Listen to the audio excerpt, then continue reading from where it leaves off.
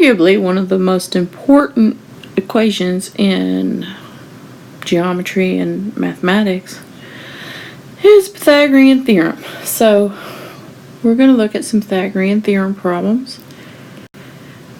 Pythagorean Theorem has to do with a right triangle. You must have a right triangle or the Pythagorean Theorem doesn't apply.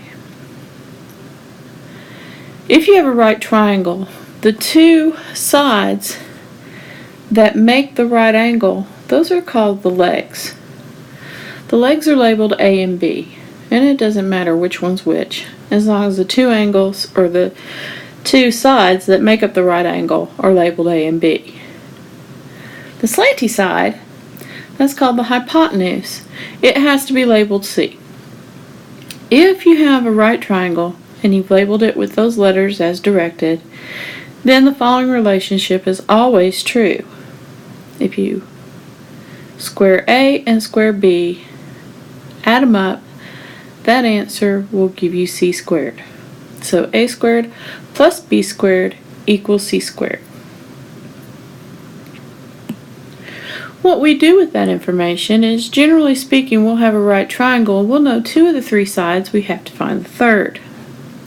You could draw the picture if it helps you, but the assumption is that if you have your sides listed as A, B, and C, they fit into the formula correctly.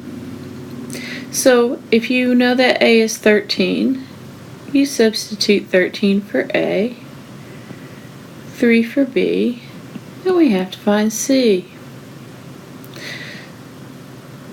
We want to make sure we follow the order of operations and do this correctly on the calculator. Now you can do these two separately. Since they're on the same side of the equal sign, we can type them in at the same time. If you do it in two steps, 13 squared is 169 plus 3 squared is 9.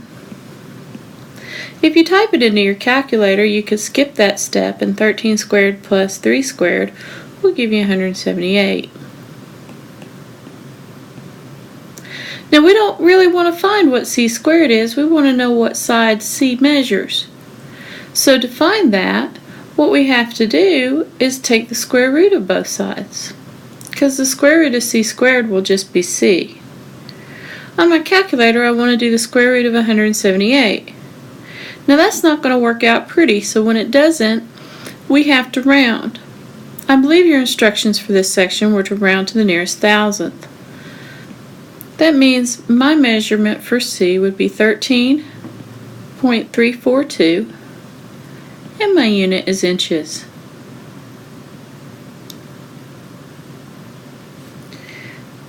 The second problem, we're given different information. We're given A and C, and we're told to find B. Now the formula doesn't change. It's always A squared plus B squared equals C squared, but how we find the answer might change. We substitute in, and B is going to stay B because we don't know that answer. 45 squared is 2025. 51 squared is 2601. Now I need to get B by itself, so that means I need to subtract 2025 so that this quantity will cancel out and leave B by itself. I can't just subtract 2025 from one side unless I also subtract 2025 from the other. If I do those two subtractions, the left-hand side will just have B squared by itself. 2601 minus 2025 will leave me with 576. Now if I want to know how much B is, I have to get that square off of it. The way I remove a square is by taking the square root. Just like I can't just subtract from one side and not the other, I have to square root both sides if I want to square root 1. Square root of 576 works out even, and my units are centimeters. The last one works exactly the same way as the other, except a is the variable we're not told.